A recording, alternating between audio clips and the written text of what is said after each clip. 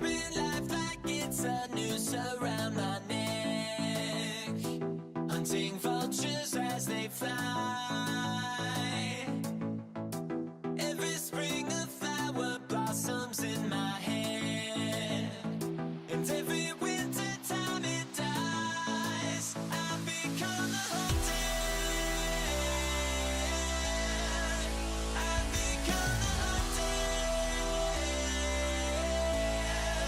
I've become the hunted. I've become the hunted, the hunted, the hunted.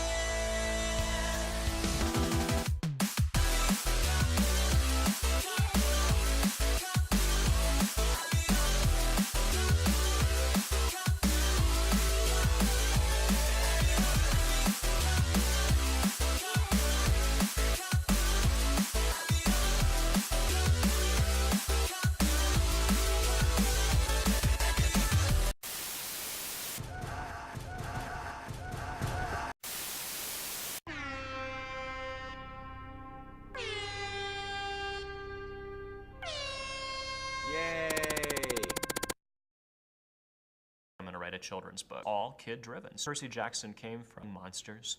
No. It was really my son, Hades. He was having a tough year in school. He was in 2nd grade, and he didn't like reading. He didn't like writing. He'd crawl under the table and say, no.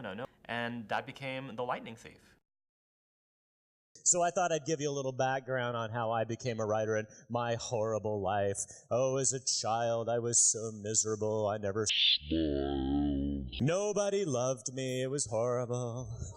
Then something horrible happened to me. My mom, she gave me my impeccable fashion sense, impressed the ladies. And I really wasn't as excited about that. I said, no way, I'm out of here. Then something horrible happened to me. It was called middle school. There are my teachers from middle school. Can you tell why I have no trouble believing that middle school teachers could actually be monsters? The guy up there on the second row, Mr. Swarthout. He was our band director. He was this chain-smoking disco dude. He always had these leisure suits. He had no expressions. That's about the only time I ever saw him smile, was in that picture. And he would always speak in a monotone, like, please turn in your homework now. Exterminate! Exterminate! The only thing scarier than the teachers was the students.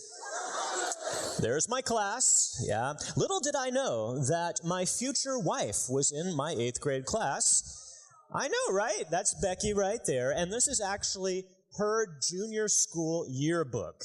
You notice how she wrote Foxy next to that guy? That's not me. Yeah, that's me. Yeah, nobody wrote Foxy next to mine. I don't know why. I was a very pudgy child. I've talked to a lot of young writers, and what I typically say to them is that there are 3 things you have to do if you want to write. The first is you have to read a lot. That's where you're going to get your fuel. You're going to sort of ingest those voices and learn what it is to be a writer by reading what other people have written before you. So you have to be a reader if you want to write. The second thing is you have to practice. Writing is like a sport. It's like athletics. If you don't practice, you don't get any better. You can't just talk about doing it. You have to actually sit in the chair and get out the keyboard or get out the pad of paper and actually write. If you can do a little bit every day, that's great. It doesn't have to be a lot, but even a page a day will build up your writing muscles and you'll get better at what you're doing. And the third thing, just as important as the other 2, is that you can't give up. A lot of people don't get published. It's not because they couldn't have, it's because they gave up. They didn't keep at it, they didn't finish that story they were thinking about finishing, they got one rejection note, and they thought it was the end of the world. You have to keep going. You have to listen to all those writers who talk about the ream of rejection notes that they had before they finally found the story that they were really meant to tell. And that's the thing too, you have to find the story, not just that you think it would be cool to write, but that sort of grabs you and says, oh, you have to write me. That's the story that you should be writing.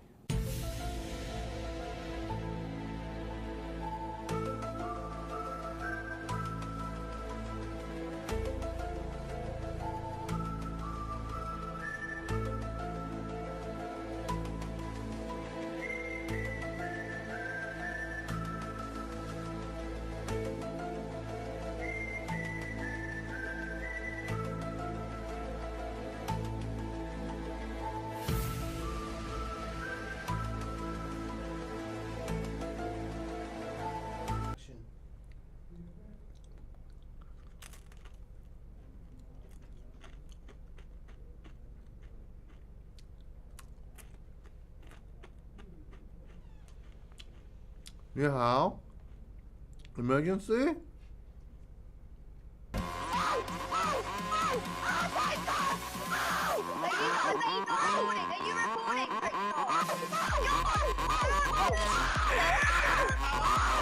Do the do.